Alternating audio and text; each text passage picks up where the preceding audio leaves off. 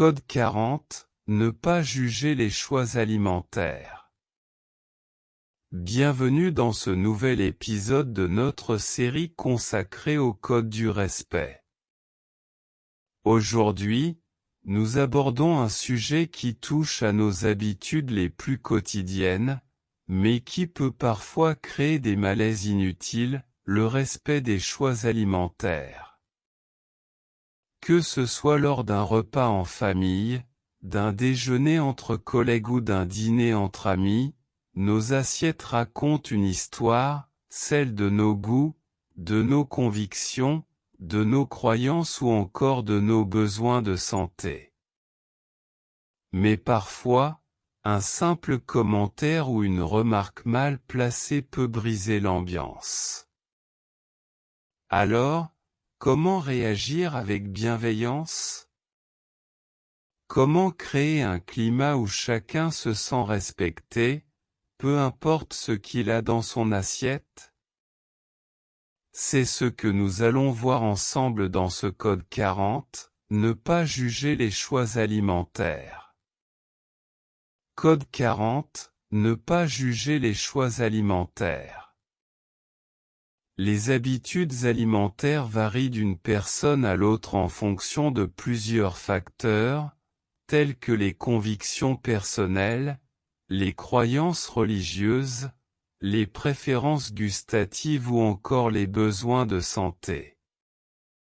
Accepter ces différences sans émettre de jugement ou de commentaires critiques montre une attitude respectueuse et ouverte envers les autres. Pourquoi est-ce essentiel? Respecter les choix alimentaires des autres permet de préserver une ambiance conviviale, notamment lors des repas en groupe. Critiquer ou se moquer de leurs choix peut les mettre mal à l'aise, voire les offenser. Chacun mérite de manger selon ses préférences sans craindre d'être jugé ou interrogé de manière intrusive. Comment bien agir? 1. Évitez les commentaires déplacés, ne faites pas de remarques sur la nourriture que quelqu'un choisit ou rejette. Par exemple, ne dites pas « Je ne comprends pas comment tu peux manger ça ». 2. Adaptez-vous, si vous recevez des invités, demandez-leur s'ils ont des restrictions alimentaires pour leur offrir une expérience agréable. 3. Montrez de l'intérêt sans insistance, si vous êtes curieux à propos d'un régime particulier, posez des questions avec tact, mais ne soyez pas intrusif ou critique.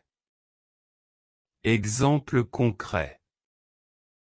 Au travail lors d'un repas partagé, si un collègue est végétarien, évitez de dire « Tu devrais vraiment essayer de manger de la viande », c'est meilleur pour la santé.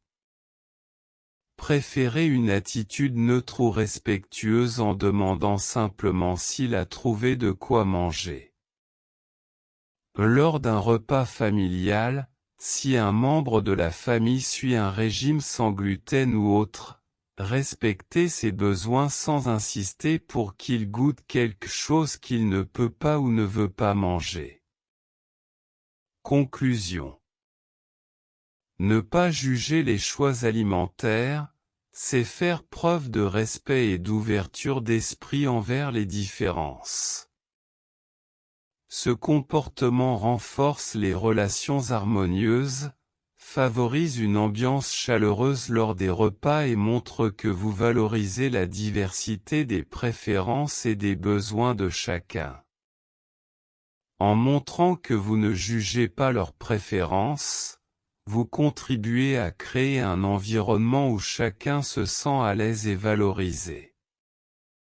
Ce respect mutuel enrichit les relations et démontre une sensibilité culturelle et personnelle. Et vous, avez-vous déjà été témoin d'une situation où un commentaire sur la nourriture a créé un malaise? Partagez vos expériences en commentaire. j'aimerais beaucoup les lire.